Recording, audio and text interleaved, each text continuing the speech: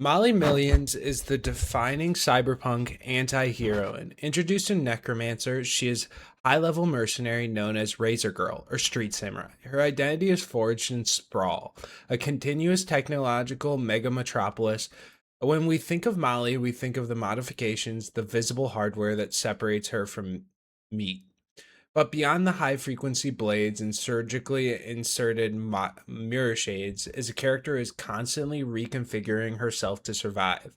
She is defined by a resolute refusal to be passive. Her entire journey across the series can be viewed as a series of calculated falls, much like the dynamic motion we see in the image that I'm drawing. She drops into new roles and identities, each adaptation a strategic maneuver. In this video, we will analyze her character from the inside out, exploring the Gen X girl we see before the complex Molly Millions persona fully overlays hers, relating her key moments in the books back to this art. Molly Millions, the completed persona. Molly Millions is engineered. In Neuromancer, she presents as a fully realized weapon. Her iconic features define her presence in the book. The mirror shades, surgically implanted silvered lenses that completely cover her eyes. They're essentially to her anonymity and tactical advantage. As viewers, we never see her true expression. We see only our reflection or strategically her digital readouts. To the retractable razor claws, 10 4 centimeter scalpel sharp blades that extend from beneath her burgundy polished fingernails. This is her primary offense, requiring immense physical modification. Then, lastly, neural and sensory enhancements. Her reaction times are superhuman. Her nervous system is a hybrid web wired directly into a reflex boosted chip stack. She can process sensory image information and act on it instantly, moving faster than human thought. In the image, we can see a moment that is almost a precursor. The digital architecture of the sprawl background, visible with circuit board patterns, is the world she will inevitably navigate. But she's currently falling into it. The high contrast blue tone digital sky and purple electric static rain frame her transition. The pose, the limbs extended, body twisted in an active fall mirror the dynamicism of her introduction in Neuromancer. This image captures the raw potential of the individual before the extensive body modifications makes her identity synonymous with her weaponry.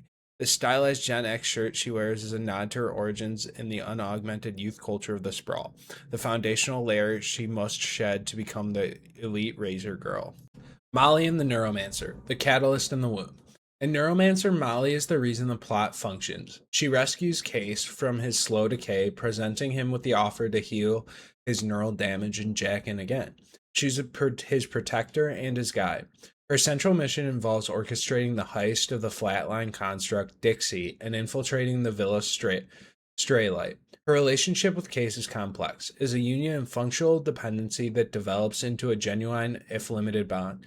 She reveals critical vulnerabilities to him, the memory of the past. She discusses her time as a puppet in a meat puppet brothel to pay for her modifications. This is the source of her original trauma, the wound that motivates her complete dissociation and pursuit of ultimate physical autonomy. Her identity as a samurai is a response to having once been property. The loss, the defining tragedy of her early career, is the murder of Johnny Mnemonic, referenced but not more central in the short story Johnny Mnemonic, where her role as his protector fails. The memory of a partner she couldn't save lingers beneath her professional detachment. In the image, the dramatic perspective of the fall powerfully relates back to this duality. One hand is extended forward, a gesture of action and engagement, as if she's reaching for control or a new goal. The other hand is bent, perhaps ready to strike or brace. The tension in her body perfectly encapsulates the conflict we observe in the book. The highly efficient mercenary Molly Millions and the vulnerable core that remembers the Gen X girl on the t-shirt. The background, technical digital rain, and massive industrial circuit patterns underscore the environment she must master, always navigating the technological system that seeks to control or erase her. The intense blue and turquoise colors shift on her skin is not just stylistic, it is the visual signature of her deep integration with the Sprawl's digital architecture.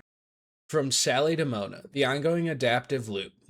We meet Molly again in Count Zero, though she uses the name Sally Shears and attempts to build a different life, moving towards art and away from wet work. In Mona Lisa Overdrive, she's forced to resume her street samurai mantle to protect a teenage girl, Mona, and the data courier, Angie Mitchell. Molly's entire path can be seen as an ongoing loop of falling, relinquishing a stable identity, and dropping into an active crisis, reconfiguring, adapting her skills set, modifications, and mindset to the unique demands of the new environment and mission. Her name changes. Molly Millions, Sally Shears are strategic, just like the choice of which hardware to activate. In Mona Lisa Overdrive, she's no longer the youthful force. She's older, deeply scarred, and intensely pragmatic. Her ultimate purpose is to ensure the survival of others, acting as the indispensable shield that allows new life, like Angie's synthesized human AI hybrid, to emerge. The character here is falling out of her baseline human identity. It isn't a physical drop, but a symbolic transition. The fall is undertaking is necessary to prepare her for the brutal environment waiting below. Each subsequent adaptation in the books, be it Count Zero or Mona Lisa Overdrive, is a variation of this fundamental action of dynamics, risky change. The image, which we can view again here, is the kinetic energy behind her strategic shift, the internal Gen X girl always ready to readapt and survive. Conclusion: Molly Millions is a character who endures because she is defined by motion, not static identity. She's not an object, she's a functional configuration of human will and advanced technology.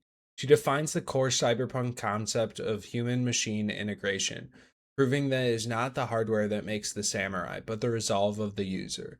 Whether she is Gen X Molly Millions or Sally Shears, she's the active force in the fall. The image encapsulates her essential quality. She's not defined by her landing, but by the dynamic, the dangerous, and incredibly powerful grace with which she negotiates the fall. She's the street samurai, forever reconfiguring herself for a new dawn.